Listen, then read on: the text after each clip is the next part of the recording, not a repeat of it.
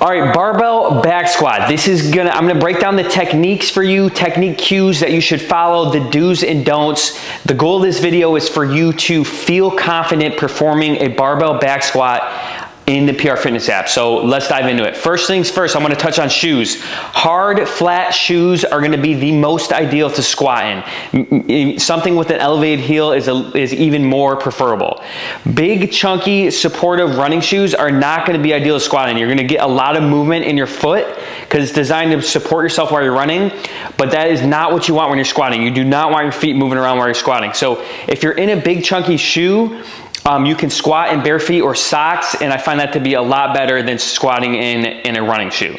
So that's first things first. Hard, flat sole shoes are gonna be the best to squat in.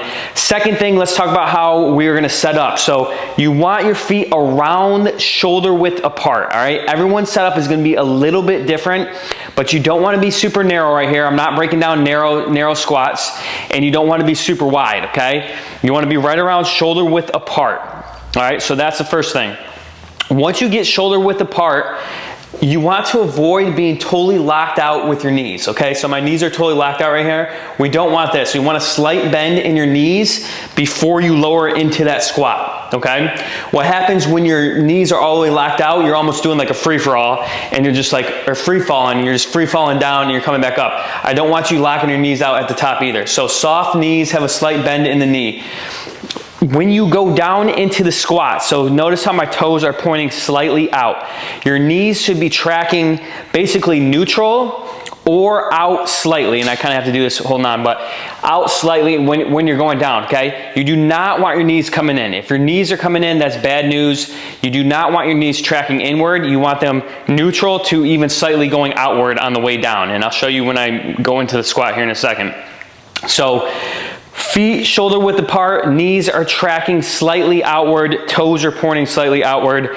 We do not want to round in the back at all, okay? So chest up on the bar, keep the chest tall, back is flat. When you go in, make sure when you're squatting, you walk into the rack and you don't squat out this way, okay? You want to be facing the rack when you go into it.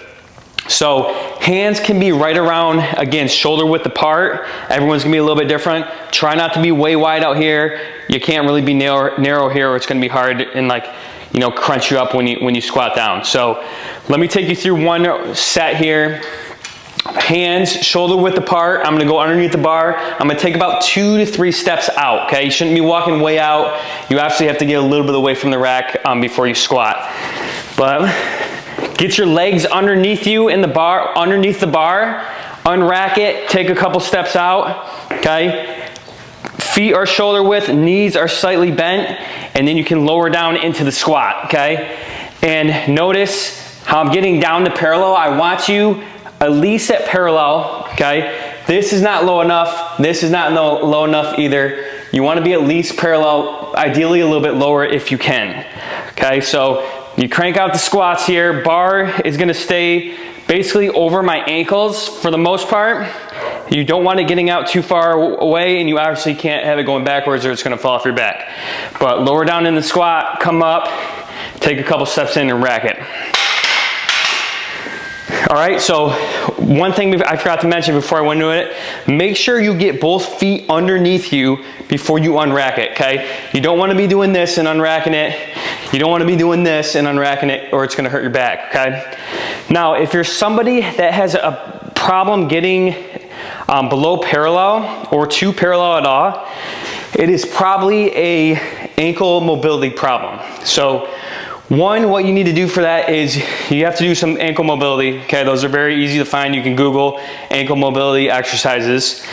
But what I find helps a lot is if you elevate your heels. So if you're someone that's having trouble getting down the parallel, get a wedge like this at your gym or something, or you can get plates and put them underneath your heels, but elevate your heels, and that is gonna change your, basically your ankle, the angle of your ankle, which is what you're having problems when you get to the bottom of the squat, and that's why you're not getting down the parallel. So if you're having trouble with that, get your heels elevated.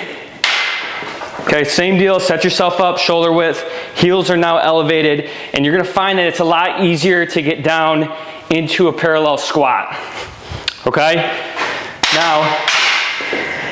Now you don't want to always, go to the heel elevation. Don't use it as a crutch. Know that if you have to elevate your heels right now to get down the parallel, that you just need to work on your ankle mobility, and it will get better, and you will be able to get down the parallel without a wedge. But the wedge is just something helpful to use to help you get a little bit lower if you're struggling to do that. All right, so that is the barbell squat.